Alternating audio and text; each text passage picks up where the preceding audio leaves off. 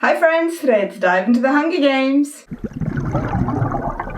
The Quarter Quells happen every 25 years and they're games with a twist.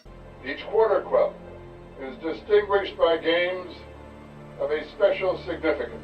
They are used to remind each new generation about the rebellion that started the Hunger Games. This is how we remember our past. This is how we safeguard our future.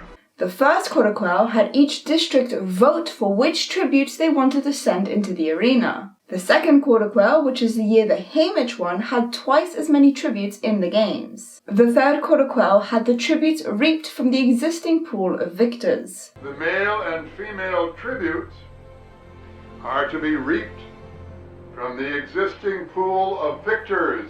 We know that these special games were organized to have Katniss return to the arena. President Snow wanted Katniss back into the arena so that she could hopefully die and therefore maybe put an end to this new rebellion. But she's become a beacon of hope for the rebellion, and she has to be eliminated. However, Plutarch Heavensbee decided to use the fact that Katniss was back in the arena to spark this new rebellion by saving her and some of the other victors. This is the revolution, and you are the Mockingjay. But other than Katniss, were any of the other tributes orchestrated to be in the games? And if so, were they put into the games by President Snow or by Plutarch Heavensbee? Snow would want to send problematic victors into the arena in the hopes that they would die and therefore no longer be a problem. Her entire species has to be eliminated. Our species, sir. The other victors. Now, because of her, they all pose a threat. Whereas for Plutarch, once he knew that he was able to use these games to start the rebellion, he'd want to place tributes that he could trust and work with. Half the tributes were in on it. This type of tampering is extremely obvious with Haymitch's reaping. Haymitch had promised Katniss that if Peeta was reaped, he would immediately volunteer to take his place and therefore save Peeta. However, when it comes to the reaping, Haymitch is reaped and Peeta immediately volunteers to take his place, something everybody had predicted. Haymitch Abernathy.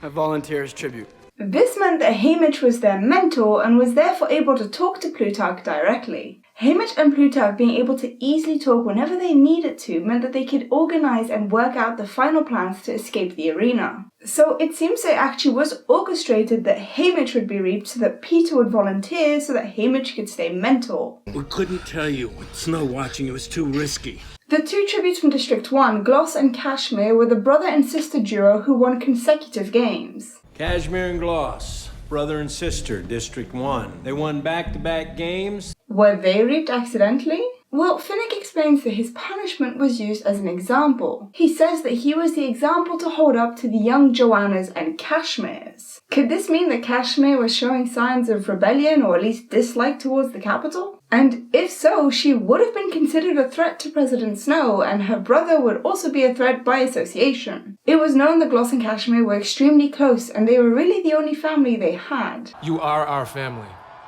and I don't see how anyone can love us better. It's likely that Snow sent them both into the arena to get rid of a threat. As for District 2, we know that the male tribute, Brutus, volunteered to go back into the games. And the other half of the career pack, Brutus and Inabari. And not only did he volunteer, he was genuinely excited and looking forward to participating, so it's unlikely that he was forced into it. His female counterpart, Enobaria, was a ruthless and vicious killer, and she was both feared and respected in the capital. What's with her teeth? She had them filed into fangs so she could rip people's throats out. A victor with that much influence over the crowd could be seen as a threat by the paranoid President Snow. After seeing how Katniss was able to rally so many people behind her so quickly, any victor that could potentially rally a crowd would be a threat. She's not who they think she is.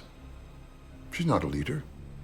She just wants to save her own skin. It's as simple as that. Beetee and Wiress from District 3 were essential to Plutarch's plan of escaping the arena. Wiress and Beetee, not fighters, but brilliant. Beetee especially was the one that was really needed for this plan. Prior to midnight, we then run this wire from the tree to the water. However, he was so close to Wiress, he may have asked that she goes into the arena with him. Obviously, he was aware of the plan of rescuing the rebel victors. He may have decided that Wiress was safer with him in the arena where she could be rescued and brought to District 13, rather than left in the victors' village where she could have been attacked after the arena was blown up, like many of the other victors were. Finnick, interestingly enough, may have actually been placed into the arena by both President Snow and Plutarch. Much like in Abaria, Finnick had a huge pull on the crowd.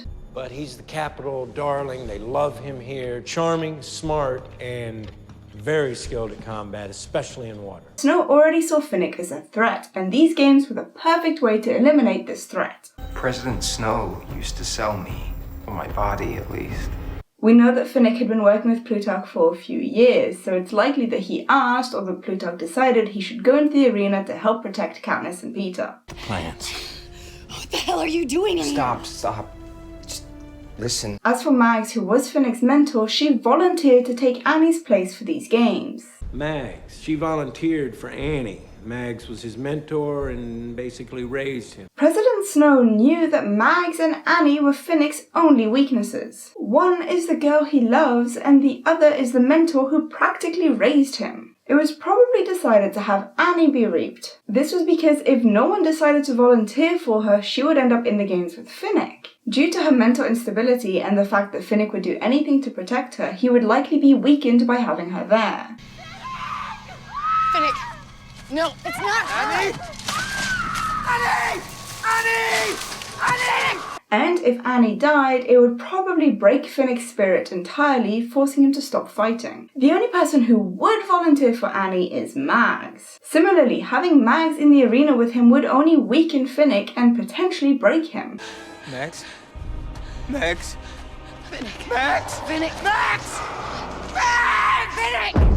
Finnick, we have to go. The tributes from District 5 are unfortunately unknown by Katniss, so we don't really know much about them. It's pretty much impossible to say whether they were reaped normally or whether they were placed in the arena. The two Morphlings from District 6 were both a part of the Rebel plan. The Morphlings, masters of camouflage, basically won their games by hiding until everyone else was dead. It's possible that Plutarch wanted them in the arena in the hopes that they could help and then maybe get rescued later.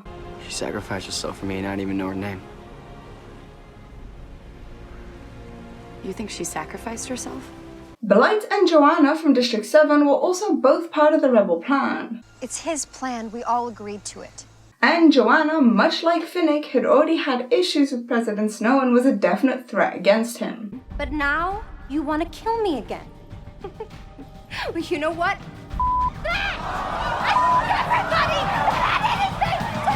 Snow would want her in the arena to get rid of her, and Plutarch would want her in the arena to have her work for him. As for the District 8 tributes, Wolf and Cecilia were also both aware of the Rebel plan and did what they could to help. Were they also then placed by Plutarch? How many people did Plutarch put in this arena? Much like District 5, the tributes from Districts 9 and 10 were unknown to Katniss, so again, we can't really comment as to how they got into the games. Chaff and Cedar from District 11 both had a part to play in the Rebel plan. This is Cedar and Chaff from District 11. And being from District 11, they likely really wanted to help Katniss in any way they could. Again, were they placed by Plutarch? Did they even ask him to be able to go in to help? It seems that almost all, if not all, of the tributes from this Quarter Quell were placed into the arena by either President Snow or Plutarch Heavensbee. It's moves and counter moves. That's all we gotta look at. I'm not sure if any of the reapings ended up being normal or natural reapings. I volunteer as tribute. I can't let you do that. You can't stop me. I want to say a big thank you to my friend Tyler who helped me work through this theory. But other than Tyler and myself, what do you guys think? Do you guys think that the pool of tributes was predetermined for these games? Please tell me in the comment section down below. And until next time, happy bubbles! If you want to see any of my other Hunger Games videos, you can click on the box on the left to find out if Haymitch would have volunteered for Peeta, or you can click on the box on the right to find out if the plan to blow up the arena actually failed. Please leave a like if you enjoyed this video and subscribe so you don't miss any future videos.